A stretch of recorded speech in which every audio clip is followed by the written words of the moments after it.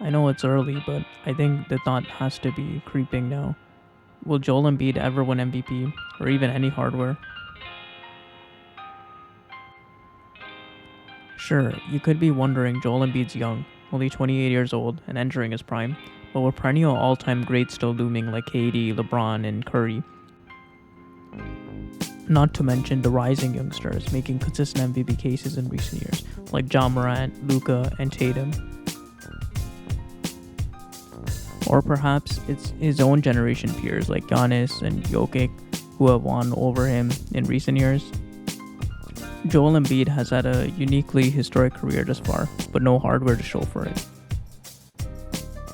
On pace to be one of the all-time greats, certainly one of the most skilled big men of all time. But legacies are cemented with trophies, which has become so elusive over Embiid's career. It's the difference between Westbrook and Harden compared to Dame. It's definitely admirable to be humble around awards like Dame, but ultimately history won't remember how great you were without the titles to your name.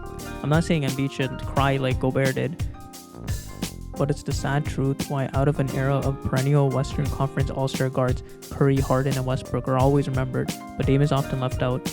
He's often brushed off like he was second rate to them, even though during their primes he was right there with them and even beat some of them in the playoffs. Embiid could deal with similar bias down the line when compared to Jokic or even Gobert. Embiid could have been a two-time MVP, Rookie of the Year, All-NBA First Team multiple times, and even Defensive Player of the Year by now. The praise and accolades we shower on Giannis could have easily been matched by Embiid had he been healthy, except he would have also been Rookie of the Year, something Giannis was far from at the time. Embiid's first year numbers could have made him an All-Star in his very first season if he played enough games, and he could have beaten a pretty average Rookie of the Year campaign from Brogdon at the time too. He could have been in a rare class of rare rookies to be an All-Star in their first season, but all this was taken away due to injury issues. If he simply stays healthy, he could be on his level. There's a lot of superstars you could say injuries took away their potential from being MVP, like Kawhi or T-Mac, but it's rare for a player to consistently have MVP seasons snubbed due to injuries holding back their MVP case. You could say Embiid's rival Jokic is the real cause, but many voters were leaning on Embiid for his defense and higher seed. Embiid's real issue is the ability to stay healthy, quite like nobody we've ever seen before. In close MVP races, games played matter, like every little indicator, to be above, and so Jokic has won over him twice already. They're completely different players, revolutionizing the way center is played, but one just can't win due to injuries and missing games, which is a real tragedy. Joel Embiid is already 38th all-time in NBA MVP award shares. You could say he's at least been snubbed of at least one MVP so far. So what are MVP award shares? I'll make a video later to go further in depth on it, but essentially MVP award shares is a fraction of an MVP based on how many votes a player received for MVP for a given year. Over the course of a player's career, they can accumulate MVP award shares to see just how much they were actually considered for MVP and how close they were. One significance to this is it can pinpoint to players that can be argued to be snubbed for MVPs as they consistently considered and get MVP votes but fail to win the actual award. Joel Embiid is only 6 years into his career and already has more MVP award shares than Dwight Howard and Kawhi.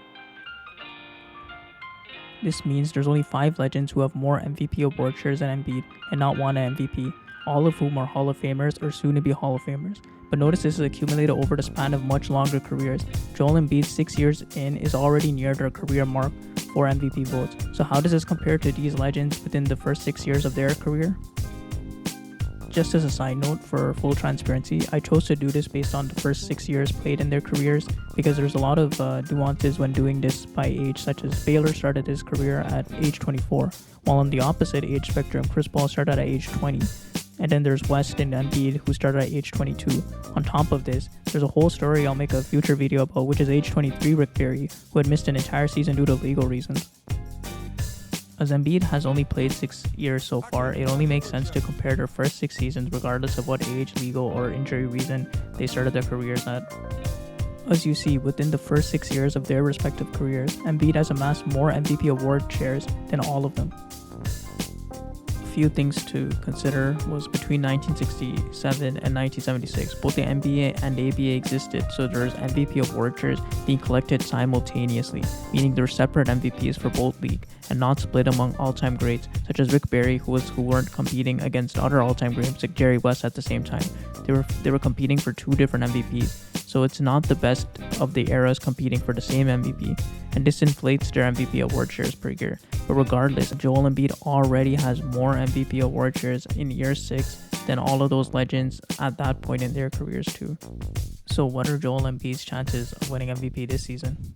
According to Hollinger's game score metric, which ranks the greatest regular season performances in a single game, Embiid already a month into the season had the 7th greatest regular season performance of all time. In this game, Joel Embiid had 59 points, 11 rebounds, 8 assists, 1 steal, 7 blocks in a win against the Utah Jazz.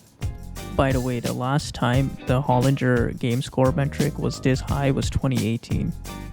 And that was during Harden's lone MVP season. So you would think this might be Joel Embiid's year to win MVP, right? Well, no. Within a few weeks, players have literally gone out of their minds and surpassed this feat already this season. Luka had a 60-point, 20-rebound triple-double, and then Donovan Mitchell, a week later, passed that with a 71-point double-double. Just when you think you saw the best performance of the season, and Embiid's entire career, and the 7th greatest regular season performance game of all time, you have two players surpass it already in the same MVP campaign year. Embiid has to have the worst luck imaginable to put up the greatest game of his life only to be topped within a few weeks by two different players. A legendary performance early into the season that should have already cemented Joel Embiid's MVP case this season was already outdone. He's a perennial MVP candidate who has never even made a single All-NBA first team. As of today, Joel Embiid currently sits at the 6th highest odds to win MVP, lower than typical odds in previous years. But do you think he'll win MVP this year? Do you think the odds are accurate? Let me know in the comments below. Joel Embiid has had a long and hard journey to the NBA, coming all the way from Cameroon. He started playing basketball late in life, missed a portion of his one-and-done freshman year at Kansas, and even the first 2 years of his NBA career due to foot injuries. Despite all this, he's become this great. He started late in every step of his career, so maybe his MVPs will come late too. Maybe we're all just being too impatient and just have to trust the process.